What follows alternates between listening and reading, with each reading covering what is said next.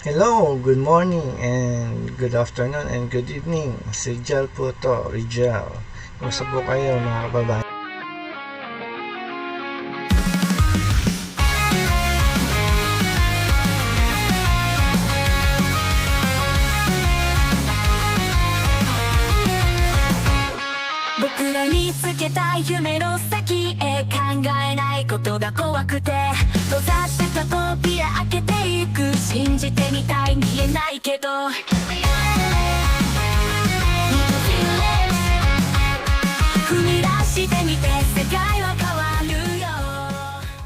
Kumusta po kayo mga kababayan?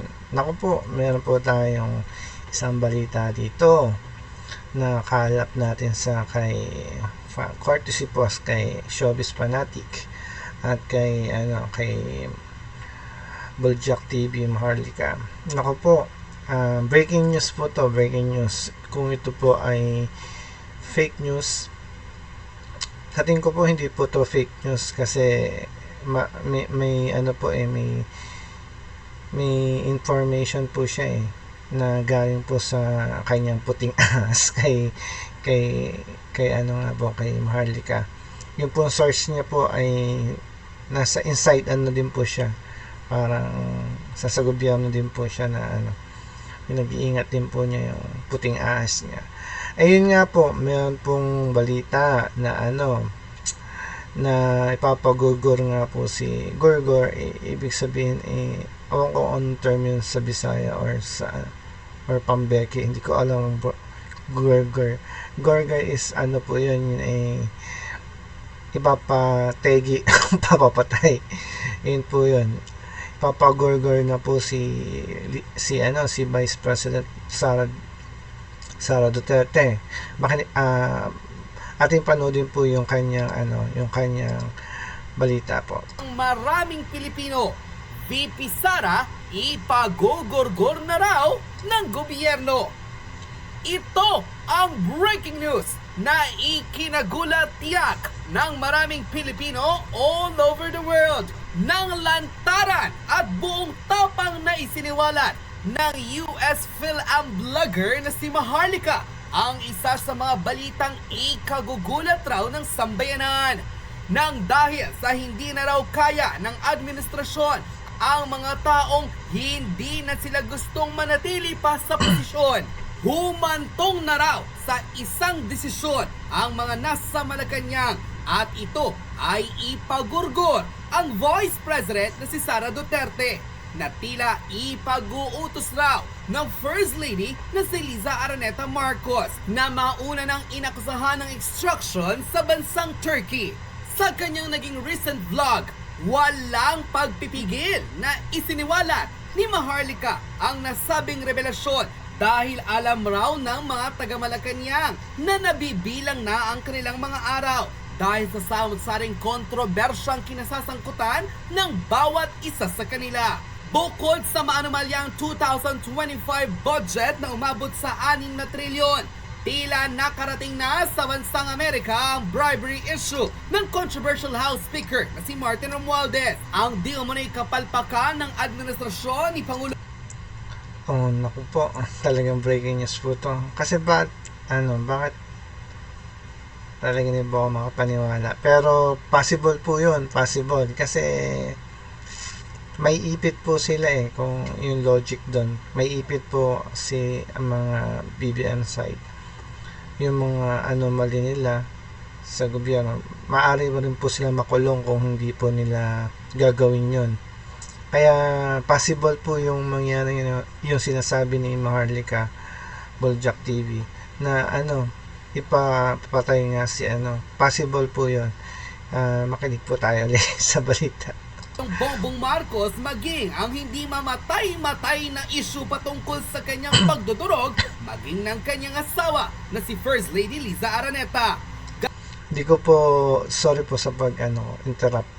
Hindi ko po alam kung tama pa po yung pag-iisip nila, kung ito po ay, kung totoo nga po meron silang ginagawang pagsusunog or hindi na po normal yung pag-iisip ng ganun, kung totoo nga po tong kumakalat na news, hindi po chismis, news po. hindi na po to normal sa isang tao kung ganun, or na kung nasa tamang pag-iisip pa po sila, ano.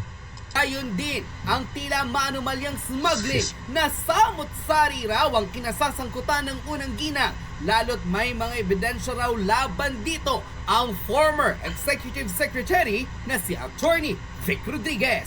Ayon pa sa US Phil ang blogger, hindi raw dapat magpabaya ang mga close-in security ng Vice President na si Sara Duterte dahil matatandang isiniwalat mismo ng kanyang kapo na minsan ang napahamak Na ayun nga po, ano, meron na pong may death threat na po si Vice President Sara Duterte. Pero kung pong nangyari po yan, talaga pong civil war po yan. Talaga pong yan, talagang gera po yan. Kasi marami pong supportive si Sara Duterte. Isa na po ako. Dahil po sila po ay hindi nabibili ng pera, sila po ay maayos po maglingkod sa ating bansa. Pag po nangyari yon, na kung sakali po layo man po ng 10 layo na mangyari yon, kung sakali po mangyari yon, ay talaga po magkakaroon po ng civil war, yung sa side po ng BBM at sa side po ng Sara Duterte. At talaga pong marami po ang mamamatay, marami po ang masasaktan kung sakali po. Sana po naman ay hindi po mangyari. At sana po ay yun nga po, yung fate ni Sara Duterte ay maging maayos. Ang buhay ni Vice President Sara Duterte at ang marka sa kanyang leeg ang magpapatunay na minsan na rin siyang tinangkaang ipapatay ng ilang mga galit sa kanya sa mundo ng politika. Panoorin ang nakakagulat at makapanindig balahibong revelasyon ng Filipino blogger na si Maharlika na base ngayon sa Amerika, kung saan lantaran at buong tapang na ibinulgar sa publiko ang di umano'y balak raw na pagpapagurgor kay VP Sara ng mga nasa gobyerno. Panoorin ang shocking video. Kaya yung ginawa nila, gusto nilang malaman yung whereabouts kasi papatayin ako ng mga to. Kaya nung sinabi sa atin na breaking news, nagugurgurin si Inday. Pero pinag-iingat naman natin si Inday. Pero ito, according to our source, siya po ay isang rin po siya, isang vlogger. Siya po ay nakatira sa ibang bansa. May plano din po sa palabas sa niya po, yung nilalabas niya po yung mga baho ng mga sa politika, tulad nga nila BBM. Siya po ay may death threat din po, po siya, pinamanmanan at death threat po sa ibang bansa. Siya po ay naghahayag ng mga katotohanan ng balita at mga kapalpakan po. Kaya mainit po sa kanya ang mga politiko na tinitira niya po sa social media. Wala po siya sa Pilipinas. Gurgur sila ngayon. Kasi wala silang gusto, kailangan daw burahin si Inday sa mapa. Kasi siya yung next Siya yung next in line. The moment na atakihin si Bangag, kung ano man ang mangyari sa kanya, mag-alsa ang mga brusko o kung ano man, wala pong iba kundi si Inday Sara. Unless kung mayroong twist of fate or whatever. Pero ngayon, Office of the Vice President, mag-ingat kayong lahat. Ingatan nyo si Inday. Gusto ni Lisa Tanas, gusto ng Bangag Administration na i-assassinate si Inday Sara.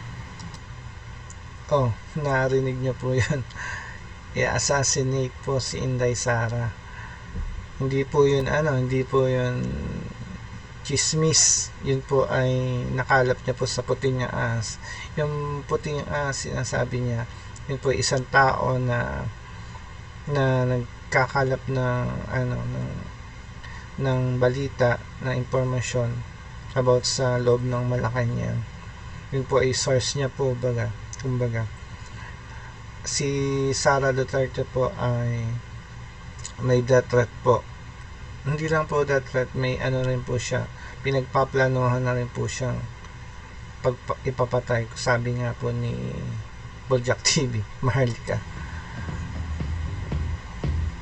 Courtesy po sa Breaking news. I-echo nyo to habang nagbablog tayo. Actually, ang ganda-ganda sana ng title natin, Confirmed Exile VP Sara Tatanghaling Queen.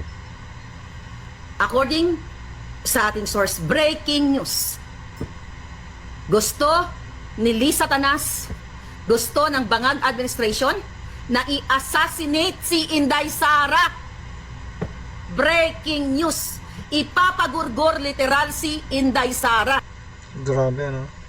Papa-assassinate. Hindi ko po alam kung ito po nakalap niya ay pambablap lang po ni BBM para matakot si Sara Duterte na lumaban sa sa kanya. Kasi po, yun na nga po, yun, umuusad na nga po yung yung impeachment case ni Sara Duterte, yung trial case ni Sara Duterte about sa yun nga po sa Vice President budget alam naman po natin na matatalo po ang mga nag-uupo kay Sara Duterte, at once na po manalo si Sara Duterte, babaliktad po lahat ang mundo po ng BBM. Hindi na po magiging continuous yung kanilang pamamahala dyan sa ating gobyerno, at mapuputol po yung kanilang pagkukorap.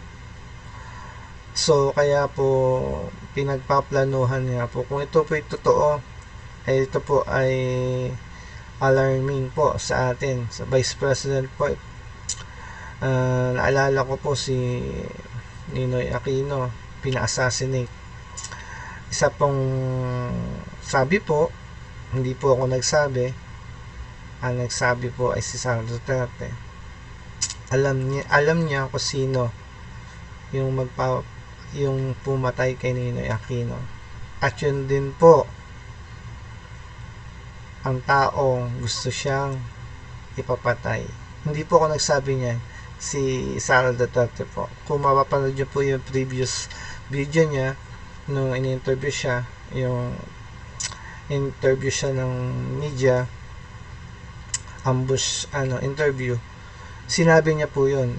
At yung pong scars niya dito sa liig, yun po yung magpapatunay sa kanya sa lahat na siya po ay pinagplanuhang papatay ni Lisa. Hindi po ako nagsabi nun, kaya wag po kayo mag-galit sa akin. Ay, continue po natin yung video. Kaya Inday, kung nakikinig ka palangga, ang mga staff ni Inday, be careful. Dapat mamaya ko na to sabihin. Kasi ang ganda, ayoko masira yung natin, ang ganda, tatalanghaling queen si Inday. Pero dahil nga, this is in connection. Dahil nakikita nilang may nagsasalita na sa kay Inday, you guys, people from all over the world, mga what do you call it, OFW, immigrants, or whoever you are, sabayan natin to. Ang January 13 event dyan sa Pilipinas. Kung meron ditong taga LA, Southern California, i-comment nyo dyan, mag-email kayo sa akin. Kung gusto nyo, mag-gather tayo, depende kung ilan tayo, sabayan natin to. To show support, not for Inday Sara, but to show support to the whole world, to the whole Filipino, sa buong Pilipinas, sa lahat ng Pilipino, na ang bangag na ito gugurgurin. At itong breaking news nito, Inday, breaking news, ipapagurgur ka. Dahil hindi na nila kaya, ayaw nilang maupo ka, dahil masisilip lahat yung mga pinag-uusapan natin dito. Andyan ang isang mga expose ni Attorney Vic Rodriguez. Nandito lahat, kung may libro kayong ganito, mababasa nyo lahat dyan. Yan nga po, masisilip po lahat. Hindi lang po masisilip, maaari pa pong makulong sila. Kaya po nagpapanik na po yung sa side ni BBM. Nagpapanik mode na po sila. At ang solusyon lang po nakikita nila ay ipagorgor nga. Yung term na pagorgor, ipapatay si Sara. Yun po yung term na ginagamit nila. Samot-sari, hindi na kaya ni Bangag. Nabubuang na siya. Kaya nga pumausap siya ng ambassador. At itong mga taong mga negosyante na nakakausap ko na hindi nakakadikit kila Bangag, pinagsisikil sila. Tinatakot sila the moment na may nakitang posting. Actually, nasabi ko na to, kunyari si business owner A, mag-post ng laban kay Marcos, papasilip agad, ipapatrace nila kung sino itong personalidad na ito, papasilip nila sa BIR at kung ano pa tatamnan ng fabricated cases, crime, or whatsoever. And now, kailangan nyo ipakala to, papatayin, gugurgurin si Sara according to her. So sabi ko nga, wala tong pinagkaiba. Ako assassins, 3 ang pinadala nilang gugurgur sa akin. At darating ang panahon, tatayuan ito ng taong nagsabi sa akin. Very prominent din ang taong ito. Ito po si Boljak TV. Ito po ay hindi po siya bayaran ni Duterte. Ito po ay hindi binabayaran. Talagang nagsasabi lang po siya ng katotohanan. Ang gusto lang po niya talaga ay yung maayos na gobyerno. Kaya inahayag niya yung mga kabulastugan or mga kaanomalihan ng mga ating administrasyon ngayon. Pinag-ingat ako at isa dito si Atty. Glenn Chong. Ang balita naman ng Atty. Glenn Chong, bago ito yung 3 assassins na that was first quarter of the year, itong 2024. Ang sabi sa akin, mag-ingat ka dahil pina-project, tina-target ka, magkaibang tao, ipapagurgur ako. Diba? Dumating nga sila sa point, nilapastangan nila, ina-abuse nila ang legal system even here sa Amerika. Although legal yung ginawa, ito, I'll tell you about this. Di ba yung fourth case ko ay si Elizalde ko. No less than the chairman of the General Appropriations. Ayun nga po, nililigal nila. Kahit po sa pagkukorap, nililigal nila para hindi po masyado masilip o mahalata ng taong bayan. Pero halatang-halata naman po, di ba? In the Philippines, yung may hawak ng budget. Sabi ni Inday, 2 lang may hawak ng budget ng bayan. Ang pera ng bayan, si Tambalosos at si Zaldico. Nagfile yan ng case sa akin. So ngayon, dahil hindi nila ako mahanting, inahanting nila yung bahay ko para Kaya yung ginawa nila, gusto nilang malaman yung whereabouts. Kasi papatayin ako ng mga to. Kaya nung sinabi sa atin na breaking news, nagugurgurin si Inday. Pero pinag-iingat naman natin si Inday. Pero ito, according to our source, destined to gurgur sila ngayon. Kasi wala silang gusto, kailangan daw burahin si Inday sa mapa. Kasi siya yung next Siya yung next in line. The moment na atakihin si Bangag, kung ano man ang mangyari sa kanya, mag-alsa ang mga brusto o kung ano man, wala pong iba kundi si Inday Sara. Unless kung mayroong twist of fate or whatever. Pero ngayon, Office of the Vice President, mag-ingat kayong lahat. Ingatan nyo si Inday. Yun nga po, pinag-iingat nga po si Sara Duterte. Nakakalungkot po at nakaka-alarma po itong balitang ito ni Boljak TV. Pero malaki po yung malaki yung tiwala ko po sa kanya. Kasi may source po siya May source po siya na tao. Yung sinasabi niya puting yun po ay kumbaga kanyang mata sa Malacanang na nagsasabi po ng mga balita about sa mga plano ng mga yung mga side ni BBM. At nakaka-alarma nga po itong balita niya. Hindi po to chismis. Iba po to, mas malayo po to sa chismis. Ito po totoo. Kaya po mga Pilipino, mga kababayan natin dyan, panahon na po para po talaga magprotesta. Sabayan po natin yung protesta ng mga malawakang rally ng Iglesia ni Cristo. Wala naman po masama siguro kung sasama po. Talaga pong ito na po yung time.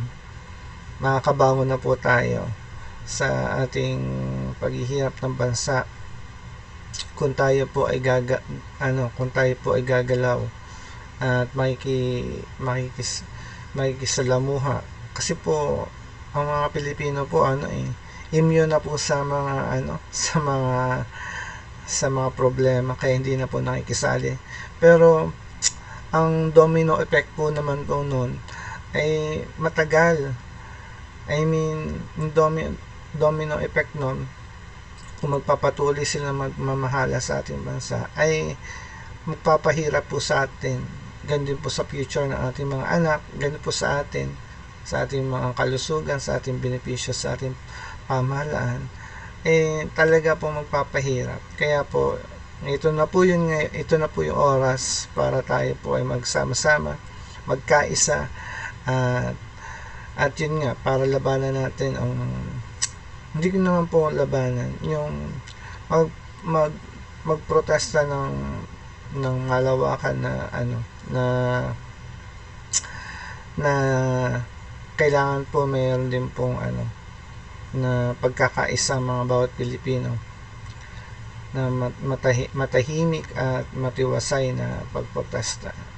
Ito po si Rijal, ingat po kayo dyan sa mga kababayan natin dyan sa OFW, mga taga Luzon, Visayas at Mindanao. Ingat po kayo, God bless.